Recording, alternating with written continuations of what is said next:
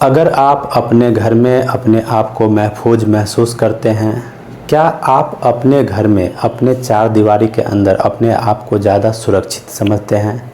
तो आज सतर्क हो जाइए। मैं आपको एक कहानी बताने के लिए जा रहा हूँ। उसमें आपको ये समझ में आएगा, ये सोचने को मिलेगा कि लोग अपने ही घर में अपने ही चार दीवारी के अंदर महफूज नहीं है, सुरक्षित नहीं है। क्योंकि ये हो न हो, अपने ही घर में अपने ही चार दीवारी के अंदर आपका अपना ही औलाद आपको सजाए मौत दे सकता है। देखिए, ये कहानी राजस्थान के पिंक सिटी कहे जाने वाली जयपुर की है। जयपुर में एक परिवार रहता था। परिवार में मुखिया का नाम था विजय कुमार शर्मा। विजय कुमार शर्मा की बीबी का नाम था नीरज शर्मा। नीरज शर्मा की एक बेटी थी आयुषी शर्मा। आयुषी का एक भाई था 16 साल का, उसका नाम विवरण में नहीं है, कहानी में नहीं है। अब देखिए, ये चार लोगों का परिवार जयपुर में अच्छी तरीके से रहता था, ठीक ठाक जीवन चल रहा था।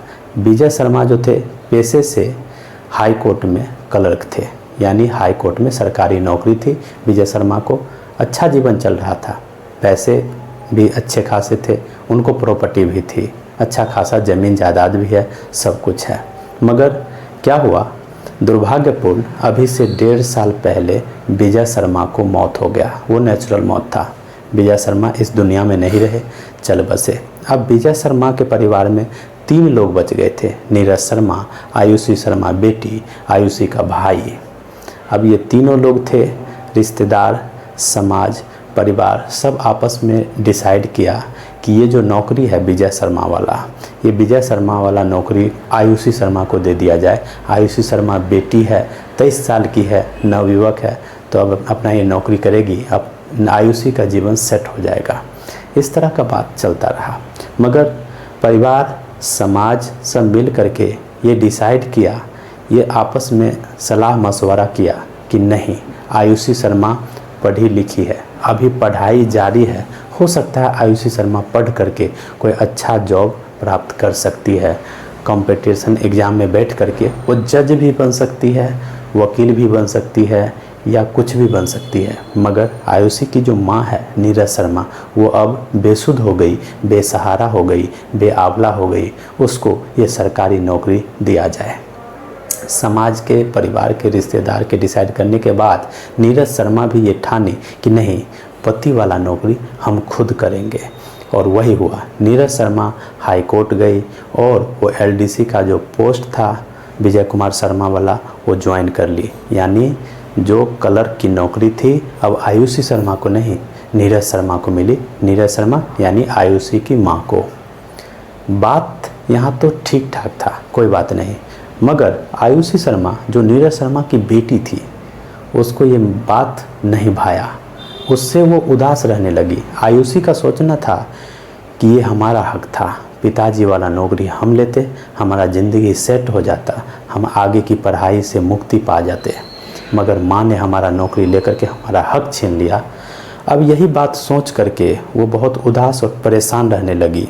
आयुषी धीरे धीरे धीरे धीरे, आयुषी का तनाव इतना बढ़ा, टेंशन इतना बढ़ा कि आयुषी ने ये सोचा कि अब हम इस घर में नहीं रहेंगे। हालांकि भरा पूरा परिवार था, पैसे वाला परिवार था, तो विजय शर्मा को 1 नहीं, 2 नहीं, 3 मकान थे। एक मकान उसको पहले गांव, जहां भरतपुर लगता है, गांव था। दूसरा मकान जयपुर में था और तीसरा मकान भी जयपुर में था। यानी जयपुर में टोटल 2 मकान थे, भरतपुर में 1 मकान थे। तो जो आयुषी थी, आयुषी शर्मा, उन्होंने अपने माँ के पास से हट करके दूसरे मकान में जा कर के शिफ्ट हो गई। हम अब माँ के साथ नहीं रहेंगे, हम अपना पढ़ाई पढ़ेंगे, अपना ज़िंदगी का खुद डिसाइड करेंगे कि क्या करना है। कोई बात नहीं, परिवार में ऐसे अनबन होता है। नीरज शर्मा सोची कि कोई बात नहीं, बेटी है, धीरे धीरे समझ जाएगी। अलग शिफ्ट हो भी गई है तो पढ़ाई कर रही है, धीरे धीरे देखा जाएगा। मगर जो आयुषी शर्मा है, इस घर से दूसरे घर में शिफ्ट भी कर गई तो उसका टेंशन ख़त्म नहीं हुआ। आयुषी शर्मा हमेशा ये तर्क वितर्क करते रही, मन ही मन ये सोचती रही, तरह तरह के ऑप्शन ढूंढती रही कि आखिर पिताजी वाला नौकरी हमें कैसे मिलेगा, हम उसके लिए क्या कर सकते हैं, ऐसा क्या किया जाए कि पिताजी वाला जो नौकरी है वो हमें मिल जाए। आयुषी शर्मा के मन में एक ख्याल आया, अगर पिताजी के चल गुजरने से, पिताजी के मर जाने से वो नौकरी अगर हमारे माताजी को मिल जाता है तो हमारे माताजी को मरने से वही नौकरी हमें मिल जाएगा, ऐसा भी तो हो सकता है। आयुषी ने ये सोची। हालांकि आयुषी ये नहीं सोची कि जिस माँ ने हमको पैदा किया है, जिस माँ ने हमको इस दुनिया में लाया है, जिस माँ ने हमारा लालन पालन किया है, उसी को हम मौत के बारे में कैसे सोच सकते हैं, उसको मौत के लिए कैसे हम उकसा सकते हैं। ठीक है, ये सब चलता रहा। आयुषी शर्मा नहीं पिघलने वाली लड़की थी। ऐसे भी कह सकते हैं कि आयुषी का दिल जो ज़मीर था वो पत्थर जैसा था। आयुषी ने ये ठान ली कि चाहे जिस हालत में भी हो, जैसे भी हो, पिताजी वाला नौकरी हमें चाहिए ही चाहिए। और इसके लिए आयुषी तरह तरह का दिमाग लगाने लगी। दिमाग लगाते लगाते एक बार आयुषी अपने ही ताऊ के पास पहुंची। ताऊ का नाम था मोहनलाल शर्मा। मोहनलाल से मिली और आयुषी जो थी अपना बात को बयां की, यानी सीधे तौर पे बात रखी कि चाचा, हम अपने माँ को मारना चाहते हैं, हम अपने माँ को मारना चाहते हैं और जो हमारी माँ नौकरी कर रही है वो मुझे चाहिए। चाचा को शुरू में थोड़ा अटपटा लगा ये बात। चाचा ने सुन करके इग्नोर कर दिया। चाचा भी थोड़ा टेंशन में आ गए कि क्या कर रही है। फिर चाचा का बेटा बलराम से मिली आयुषी। आयुषी ने बलराम को भी यही बात बताई कि भैया, मैं अपने माँ को मारना चाहती हूँ और अगर आप भी हमें माँ को मारने में मदद करेंगे, इस काम में हमारा अगर मदद करते हैं तो हम आपको जो प्रॉपर्टी है हमारा, उसमें से 5 करोड़ का जो जायदाद है, ज़मीन है, वो आपको दे देंगे। जब 5 करोड़ के जायदाद की बात आती है तो जो कजन था, जो चचेरा भाई था बलराम, वो भी लालच में आ जाता है। मोहनलाल भी लालच में आ जाते हैं, जो आयुषी के चाचा थे। दोनों लालच में आकर के, बलराम, मोहनलाल लालच में आकर के आयुषी का साथ देने का कसम खाते हैं। तो बोलते हैं कि आयुषी, हम तुम्हारा साथ देंगे, चाहे जो भी तुम करो। अब ये 3 लोग हो जाते हैं, आयुषी शर्मा के चाचा मोहनलाल, आयुषी शर्मा के कजन बलराम। ये तीनों लोग मिलकर के प्लान करते हैं और तीनों लोग आपस में डिसाइड करते हैं कि माँ को मौत देना है, मौत भी ऐसे देना है ताकि पता न चले किसी को, एक्सीडेंट दिखाना है। और यही करते हैं। ये तीनों अपने गांव भरतपुर जाते हैं। भरतपुर में एक प्लान किया जाता है, एक सुपारी किलर को हायर किया जाता है। सुपारी किलर को हायर करके सुपारी किलर से ये बात किया जाता है, डील किया जाता है कि हम तुम्हें 7 लाख रुपया देंगे, बदले में हमारे माँ को मौत देना है। सुपारी किलर भी तैयार हो जाता है, प्लान कर लिया जाता है कि कैसे मौत देना है। मगर बात यहीं नहीं रुकती। जो सुपारी किलर है वो भी मौत देने के लिए एक थार लेता है किराए का, और किराए का थार लेकर के आता है। आयुषी शर्मा के माँ नीरज शर्मा को रैकी करता है, इधर उधर ताक झांक करता है। वो चाहता है किसी थार से नीरज शर्मा को निपटा दे और मिलने वाला जो 7 लाख रुपया है उसको अपना ले। मगर ऊपर वाले का करिश्मा क्या था कि जब थार से रैकी किया जाता है, थार से कुचलने की कोशिश किया जाता है, नीरज शर्मा उसमें बच जाती है। नीरज शर्मा बाल जब बच जाती है, नीरज शर्मा को भी लगा कि ये दूसरा जीवन है, हम बाल बच गए एक्सीडेंट होने से। नीरज शर्मा को इस बात की भनक नहीं थी कि हम एक्सीडेंट होने से नहीं बचे हैं, हम किसी काल से बच गए हैं, और जो काल हमारी औलाद है। नीरज शर्मा इस बात से बिल्कुल अनजान थी। नीरज शर्मा फिर ऐसे ही ज़िंदगी जीने लगती है, सामान्य ज़िंदगी व्यतीत करने लगती है। मगर आयुषी शर्मा और बेचैन हो जाती है कि आखिर माँ को मौत दिया जाए तो कैसे दिया जाए। बार बार आयुषी शर्मा सुपारी किलर को रिमांड करती है, बार बार सुपारी किलर से बात करती है कि क्या हुआ, कैसे होगा। सुपारी किलर फिर एक किराए का स्कॉर्पियो लेता है और स्कॉर्पियो से फिर उसी काम में लग जाता है जो काम आयुषी शर्मा ने दे रखी थी।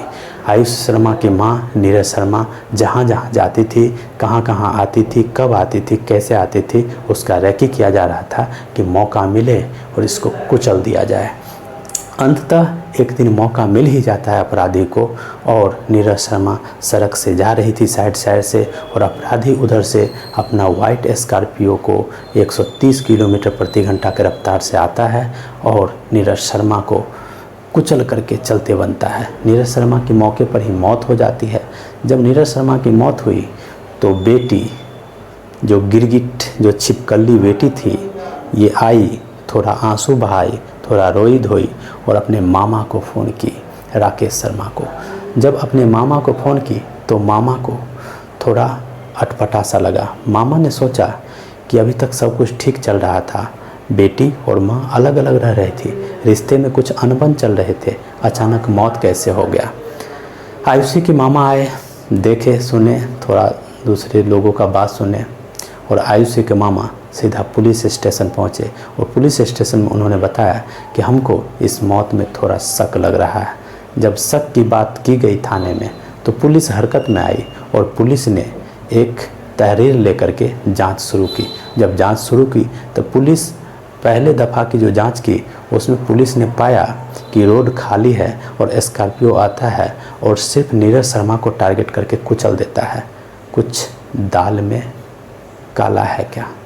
पुलिस तफ्तीश आगे बढ़ाता है। पुलिस एक नहीं, दो नहीं, कई कैमरे का सीसीटीवी फुटेज देखता है और फुटेज देख करके पता चलता है कि ये हत्या जैसा मामला लग रहा है।